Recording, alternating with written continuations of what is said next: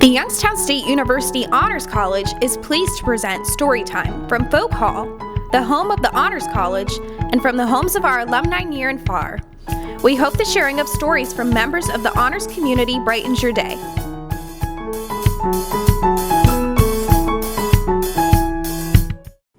Hello, my name is Gabriella Gensamer, and I am a first-year student at YSU Honors College. I'm an electrical engineering and math major, and today I'm going to be reading 3 stories. The first is I Am the Lorax by Dr. Seuss.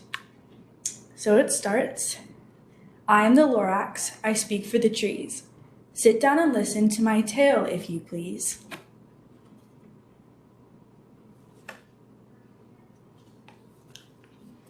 I live in a place where the grass is all green, the air is sweet and fresh, and the water is clean.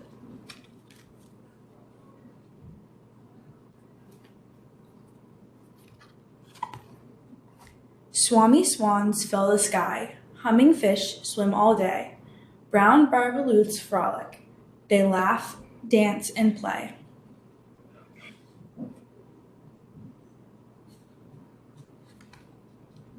And wherever you look, you see truffula trees, with their truffula tufts blowing free in the breeze.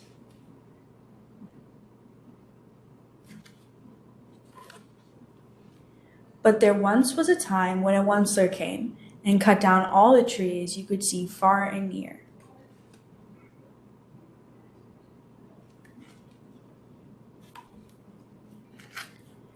He used the tree tufts to make things he called needs, ridiculous things that no one really needs.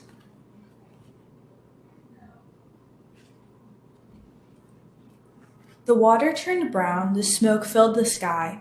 My animal friends had to all say goodbye.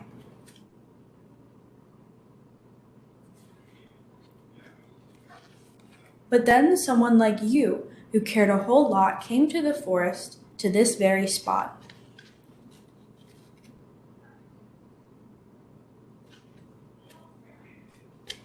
They planted new seeds down deep in the ground. Soon seedlings began to grow all around.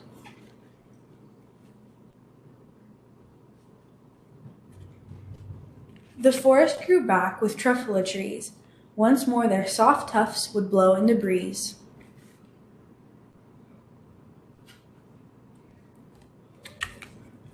My friends all returned, and trees do not.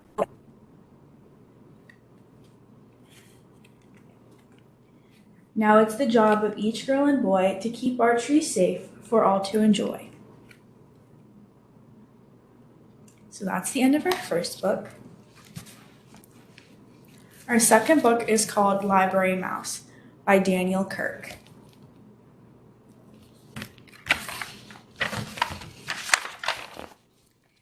Sam was a library mouse. His home was in a little hole in the wall behind the children's reference books, and he thought that life was very good indeed.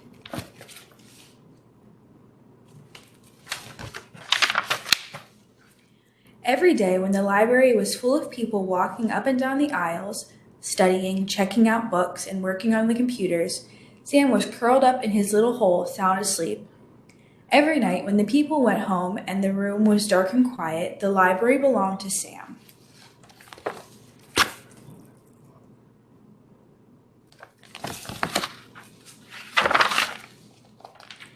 And every night Sam read, and he read, and he read.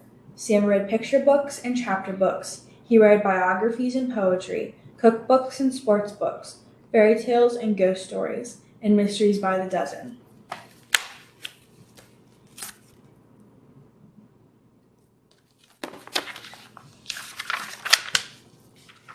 Sam's mind was filled with facts and information and images from faraway places, and his imagination brimmed over with wonder and fantasy. One night, Sam decided that it was time for him to write a book of his own.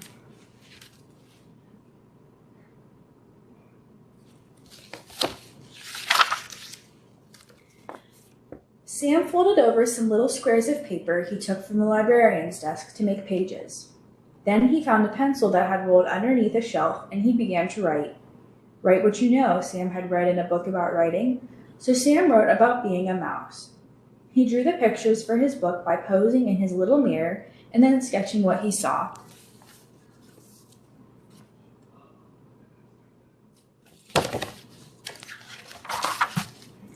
Sam worked very, very hard, and finally his first book was done. He called it Squeak, A Mouse's Life, and wrote on the cover words and pictures by Sam. He went to the biography/autobiography section of the library, and he tucked his first book into the shelf. Then he went back to his little hole in the wall and waited.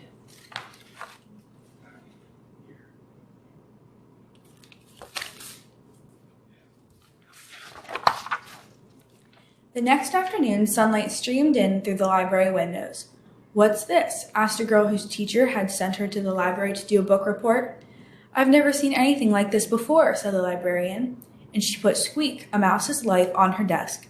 Later, she showed it to the other librarians.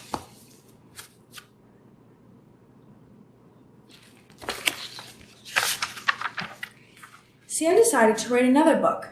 It was called The Lonely Cheese, and working on the book made him feel very hungry.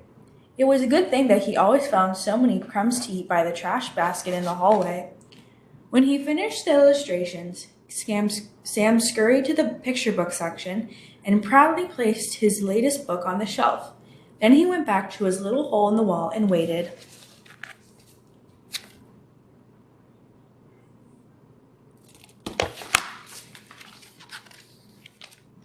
The next morning, sunlight streamed in through the library windows.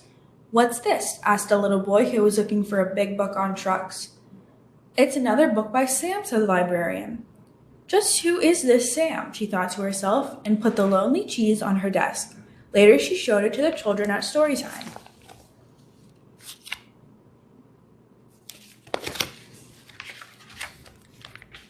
Sam decided to write a chapter book. It was called The Mystery of Mouse Mansion, and it gave Sam goosebumps when he wrote it down the scary parts. The full moon was shining down through the windows of the darkened library when Sam crept over to the mystery section and sneakily placed his book on the shelf. He then went back to his little hole in the wall and waited.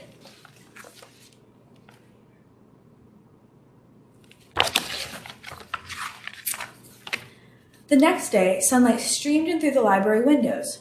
"What's this?" asked a teenager who was looking for a good creepy book to read before bed. "We've got to find out who this Sam is. I would like to meet our new author." She put The Mystery of Mouse Mansion on her desk and later showed it to the writing class that came in after school. That night, Sam found a note. It read, "Dear Sam, all of us at the library have been enjoying your books immensely. We were all wondering who this mysterious Sam really is. Whoever you are, you certainly have a lot of talent. Not everyone has it in them to write even a single book, let alone 3. We think it would be fun to have a Meet the Author Day with you as our special guest. The children would love to hear you read books and share some of your secrets for writing. Yours truly, Mrs. Forrester, Head Librarian."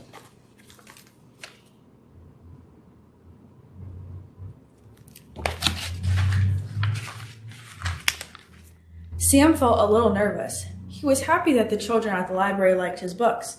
He was flattered that they wanted to meet him, but mice, as a rule, are very shy when it comes to meeting people. Sam could not understand why they thought that writing and making up stories was so hard. If only they would try, they might find out that writing was really lots of fun. Sam had an idea. He went to the librarian's desk and got some supplies. All night long, he wrote and drew and snipped and folded and stapled his little rectangles of paper into mouse-sized books.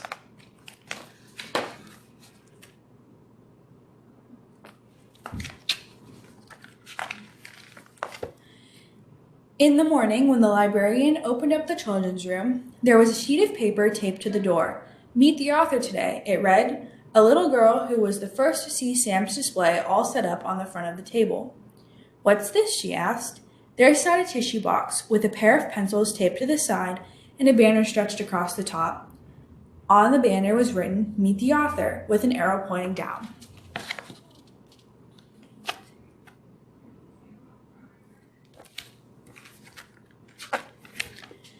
The girl bent over the book to look in the empty tissue box. "Oh," she said in surprise, for there at the bottom of the box lay Sam's little mirror, and in the mirror the little girl saw her own smiling face looking up at her. "Me," she said, "an author?" Next to the mirror was a stack of tiny blank books and a pile of pencils that Sam had sharpened with his little teeth.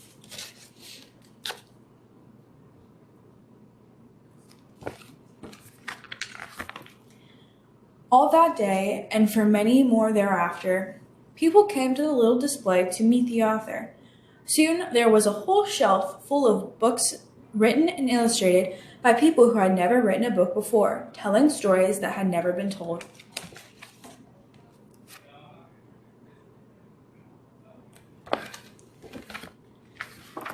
Sam was a library mouse. His home was in a little book in the wall behind the children's reference books. All that night, Sam sat in his hole thinking and thinking about the next book he would write. Would it be a mystery, an adventure, a funny book, a true story? There were so many stories to tell. Aha, he thought. I'll just have to write one of each. Sam picked up his pencil and got to work. And that's the end of our second book. And then this third book is called Dear Mrs. Larue, Letters from Obedience School.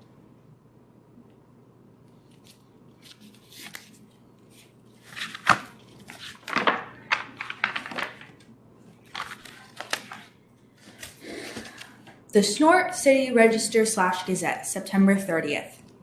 Local dog enters obedience school. Citing a long list of behavioral problems, Snort City resident Gertrude R. Larue yesterday enrolled her dog Ike in the Igor Rottweiler Canine Academy. Established in 1953, the academy has a history of dealing with such issues. "I'm at my wits' end," said Mrs. Larue. "I love Ike, but I'm afraid he's quite spoiled. He steals food right off the kitchen counter, chases the neighbor's cats, howls whenever I'm away, and last night when I was crossing the street, he pulled me down and tore my best camel's hair coat. I just don't know what else to do." School officials were unavailable for comment.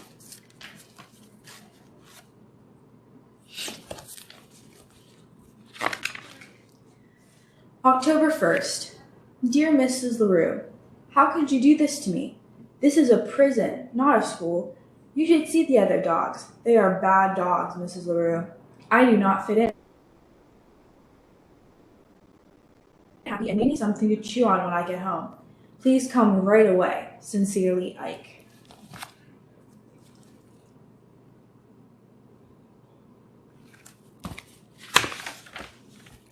October 2nd. Dear Mrs. Larue, were you really so upset about the chicken pie? You know you might have discussed it with me. You could have said, "Ike, don't eat the chicken pie. I'm saving it for dinner." Would that have been so difficult? It would have prevented a lot of hard feelings.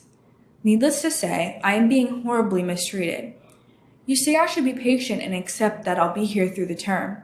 Are you aware that the term lasts 2 months? Do you know how long that is in dog years? Sincerely, Ike.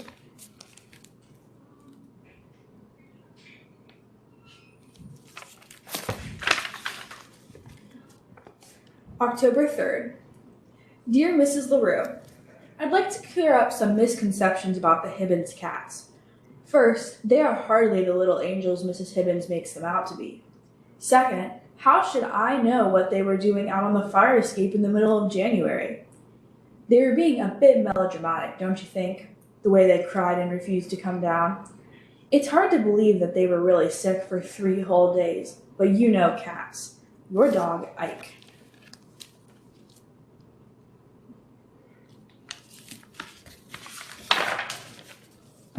October 4th. Dear Mrs. Larue, you should see what goes on around here. The way my warden, Miss Klondike, barks orders is shocking. Day after day, I'm forced to perform the most meaningless tasks. Today it was sit and roll over all day long. I flatly refused to roll over. It's ridiculous. I won't do it. Of course, I was severely punished. The other thing, who will help you across the street while I'm away? You know you have a bad habit of not looking both ways. Think of all the times I've saved you. Well, there was that one time anyway. I must say you weren't very grateful, complaining on and on about the tiny rip in your ratty old coat. But the point is, you need me. Yours, Ike.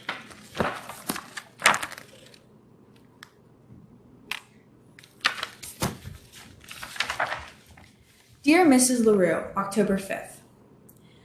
The guards here are caught up in this good dog, bad dog thing. I hear it constantly. Good dog, Ike. Don't be a bad dog, Ike. Is it really so good to sit like a lummox all day? Nevertheless, I refuse to be broken. Miss Klondike has taken away my typewriter. She complains it disturbs the other dogs. Does anyone care that the other dogs disturb me? Yours, Ike.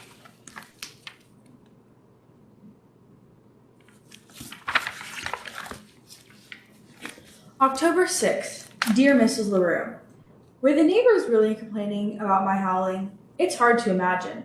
First, I didn't howl that much. We were away those nights, so you wouldn't know, but trust me, it was quite moderate. Second, let's recall that these are the same neighbors who are constantly waking me up in the middle of the afternoon with their loud vacuuming.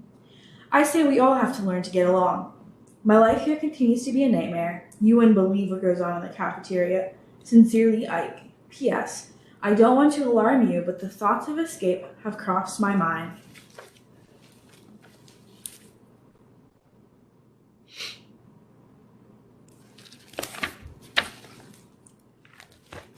October 7th. Dear Mrs. Larue, I hate to tell you this, but I'm terribly ill. It started in my paw, causing me to limp all day. Later, I felt queasy, so much that I could not eat dinner, except for the yummy gravy. Then I began to moan and howl. Finally, I had to be taken to the vet. Dr. Wifley claims that he can't find anything wrong with me, but I am certain I have an awful disease. You must come and get me. I must come home at once. Honestly yours, Ike.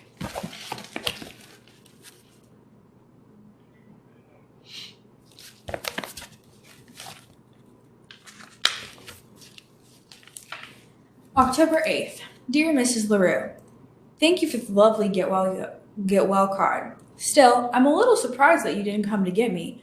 I know what Dr. Wifley says, but is it really so wise to take risks with one's health? I could have a relapse, you know. With fall here, I think about all the times we used to have in the park. Remember how sometimes you would bring along a tennis ball? You would throw it and I would retrieve it every time? Except for that once when it landed in something nasty and I brought you back a stick instead. Ah, how I miss those days. Yours truly, Ike.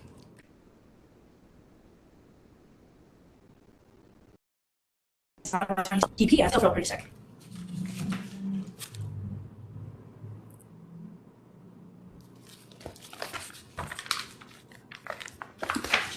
October 9th. Dear Mrs. Larue, by the time you read this, I will be gone. I have decided to attempt a daring escape. I'm sorry it's come to this, since I really am a very good dog, but frankly, you left me no choice. How sad it is not to be appreciated. From now on, I'll wander from town to town without a home, or even any dog food, most likely. Such is the life of a desperate outlaw. I will try to write you from time to time as I carry on with my life of hardship and danger. Your lonely fugitive, Ike.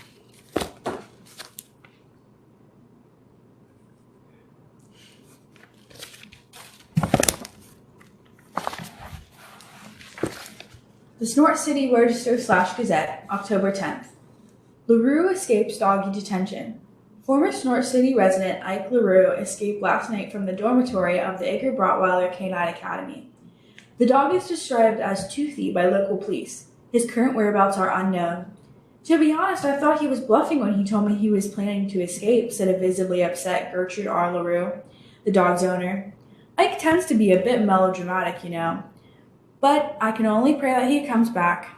Asked if she will return Ike to Rottweiler Academy, Mrs. Larue said that she would have to wait and see. He's a good dog, basically, but he can be difficult.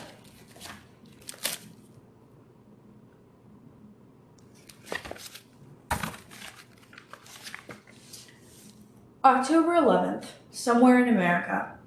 Dear Mrs. Larue, I continue to suffer horribly as I roam this barren wasteland. Who knows where my wanderings will take me now? Hopefully to some place with yummy food.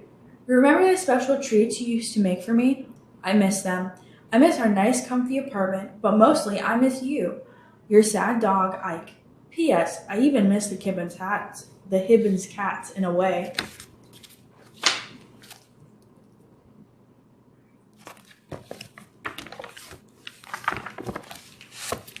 October 12th, still somewhere.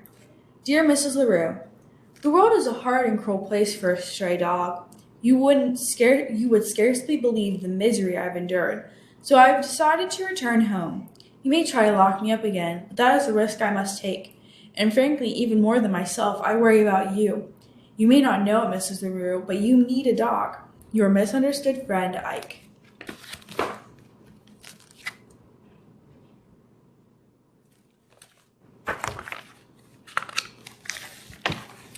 The Snort City Register/Gazette, October 13th. Hero dog saves owner. Ike LaRue, until recently a student at the Igor Bratweiler Canine Academy, returned to Snort City yesterday in a dramatic fashion. In fact, he arrived just in time to rescue his owner, Gertrude R. LaRue of 2nd Avenue, from an oncoming truck. Mrs. LaRue had made the trip downtown to purchase a new camel's hair coat. Apparently, she neglected to look both ways before stepping out into traffic. The daring rescue was witnessed by several onlookers, including patrolman Newton Smitzer. He rolled right across 2 lanes of traffic to get her, said Smitzer. It really was something. I haven't seen rolling like that since I left the academy.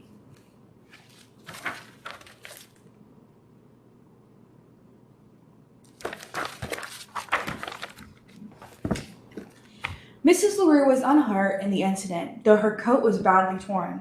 I don't care about that, she said. I'm just happy to have my dog Ike back home where he belongs. LaRue said she plans to throw a big party for the dog. All the neighbors will be there, and I'm going to serve Ike's favorite dishes.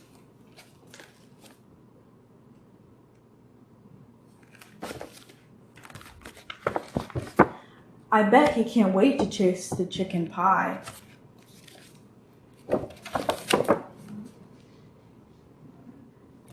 And that's the end of our 3rd book.